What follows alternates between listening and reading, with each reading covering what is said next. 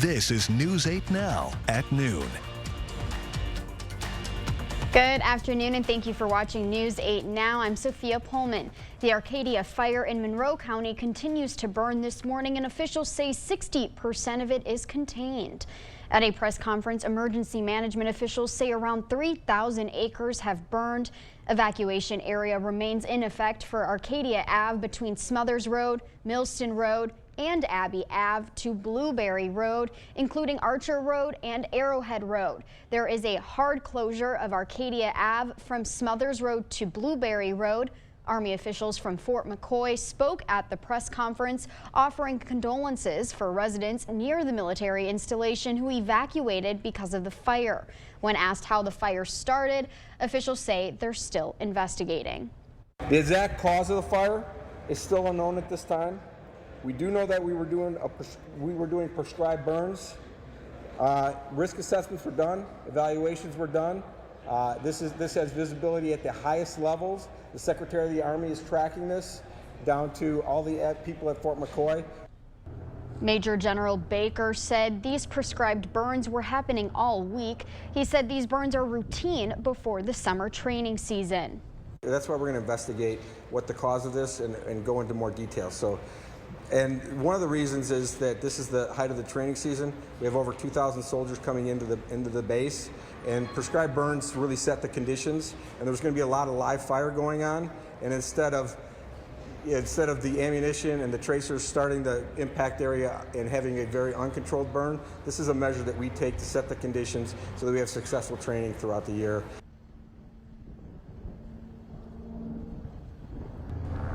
Officials say most of the burned areas are on Fort McCoy, and 70 acres have so far burned off of the military installation. Emergency officials have changed the evacuation center from the Warrens Community Center to the Lunda Center in Black River Falls. Dozens of residents were evacuated multiple times over the past 24 hours.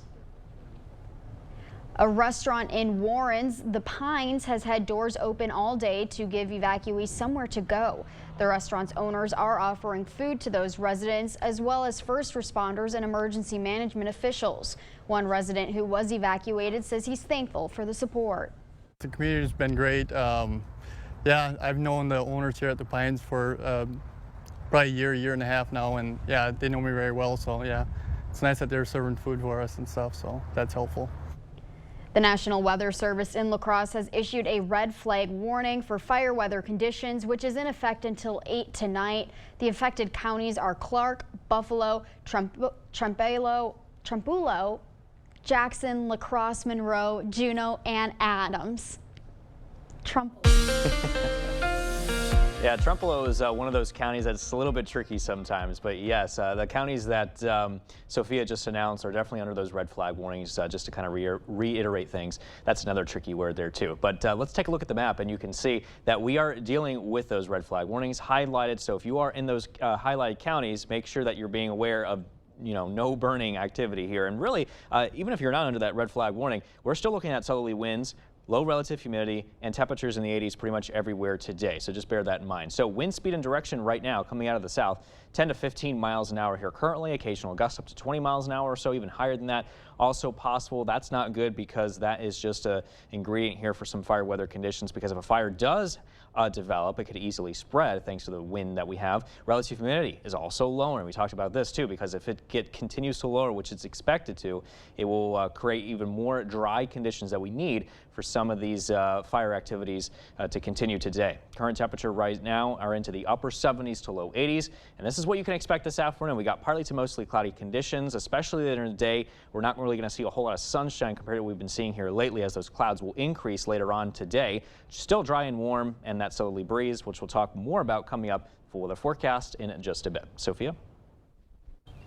The man-made chemical PFAS, known as a forever chemical, has been contaminating drinking water in the town of Campbell for years. Now, after drilling a 500-foot test well, the town's supervisors have found something that may be a source of clean drinking water. According to town supervisor Lee Donahue, an ancient river believed to be tens of thousands of years old was discovered at the drilling site at the Norm Wardwell Memorial Park in French Island. because it's an ancient river, and the fact that the water in this river was generated years ago, right? There's no risk that human activities could have contaminated this lower level. The fact that there's a barrier of several layers of rock that overlay this water source, it's a lot more protected, and our residents deserve that. Donahue says they will begin pumping water from the well next week, and that water will be tested for PFAS and other contaminants. Donahue doesn't expect that the new water source contains PFAS, but says they will know more after samples come back in May.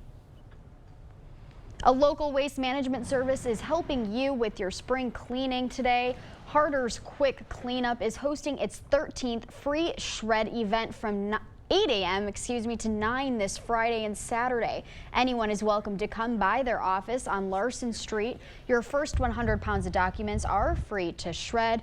Anything more will be charged. Harder's sales and customer service manager says they shredded 14 tons during the last free shred, and demand stretched far and wide. We've had people from as far away as Preston and Rushford, Winona, Minnesota. It's a good service for everyone. We service quite a large area with it as well. He said there may be a line, but Harder's will do its best to make sure everyone gets in and out quickly. Still to come today at noon, in 2021, an estimated 9 people a day were killed in distracted driving crashes. One man who survived a crash hopes his story might prevent others from becoming victims.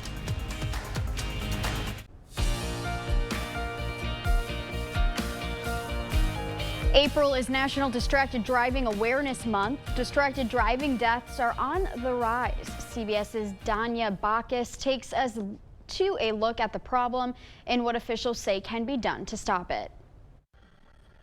This 2019 video highlights the danger of texting behind the wheel. Police say the driver was on the phone when they drifted into a power pole. Luckily, the driver only had minor injuries, but that's not often the case. Set up in the air, landed on my head. 9 years ago, Jim Jones was hit by a distracted driver while walking across the street. He had brain damage, severe injuries, and is still dealing with the long-term effects. Walking around with a cane, I'm not used to that. That was something I had to get used to. But the brain injuries are something because it's short-term memory. The National Highway Traffic Safety Administration says more than 3,500 people were killed in distracted driving crashes in 2021, a 12% increase from 2020. That's an average of 9 people a day. Too many people are making it a priority to respond to a work email or send a text message or program GPS while they're driving. Doug Shoup with AAA is encouraging people to use the driving focus feature on their phone. It can be accessed through settings on an iPhone. These driving focus features will connect to a vehicle's Bluetooth and also restrict incoming calls and texts while the vehicle is in motion. Jim Jones's family was told he wouldn't survive, but he was determined to recover to walk his daughter down the aisle 4 months after his accident. What is your message to drivers now? I wish people would just reflect on what happens to the families of the victim. And the victim themselves, of course. And he hopes his story prevents someone else from becoming a victim. Danya Bacchus, CBS News, Los Angeles. As we head to break, here's a live look at the New York Stock Exchange. Stay with us. More news is next.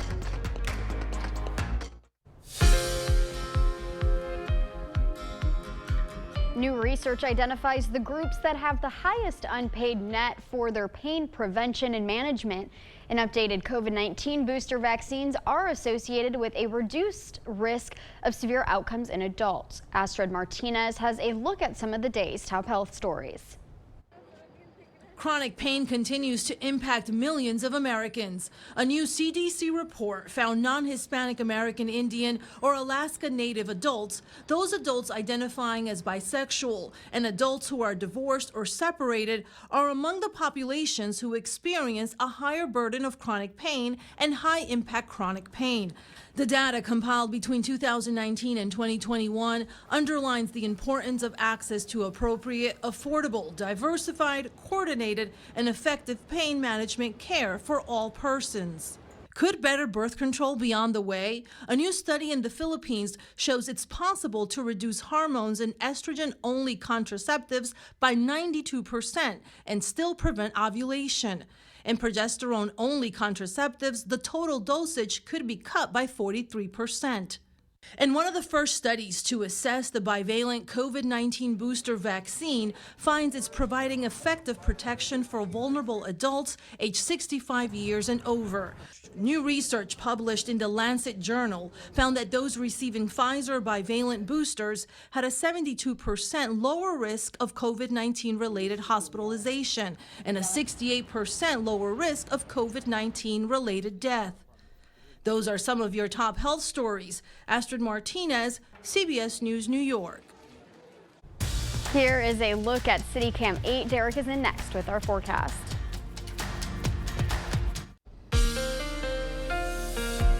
Well, we are tracking very dry and dangerous weather conditions here once again because there are fire weather concerns, as you can see here on the map. Not everybody is under these red flag warnings this time, but you can see that there are some spots from Buffalo County eastward here through central Wisconsin at least, which does include La Crosse County as well, by the way, under this red flag warning until 8 p.m. this evening. That's because we're talking about that warm and dry southerly breeze. We're talking about really low relative humidity values once again today, and of course temperature is well above average for this time of the year into the 80s. Let's talk about that first ingredient though. Wind tracker showing that we will be looking at wind speeds increasing to about 10 to 15, even up to 20 miles an hour or so here as we head into this afternoon. Here's 8 o'clock. That's when the wind speeds will then begin to subside, and also at the same time that red flag warning will be allowed to expire too. Look at the relative humidity, very low now. It's going to continue to get lower as we head into around 4 o'clock. You can see low relative humidities into the teens and 20s here this afternoon. By 8 o'clock this evening, it's still relatively low in many spots,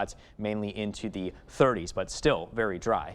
Temperatures today for our highs, mainly in the low 80s. Once again, I'm not thinking anything record-breaking as far as our highs today, but still well above the average for the time of the year, with a high of 81 today in Eau Claire and a high of 82 today in La Crosse. As of right now, conditions are looking absolutely marvelous. You can see maybe just a few clouds out there in the distance, but other than that, current temperature readings in La Crosse, 79 degrees. We do have clear skies now as well, with visibility running at around 10 miles. Meanwhile, to the north in Eau Claire, 78 degrees with lots of sunshine here. A little bit gusty. We did see a report come in here just recently up to 23 miles an hour.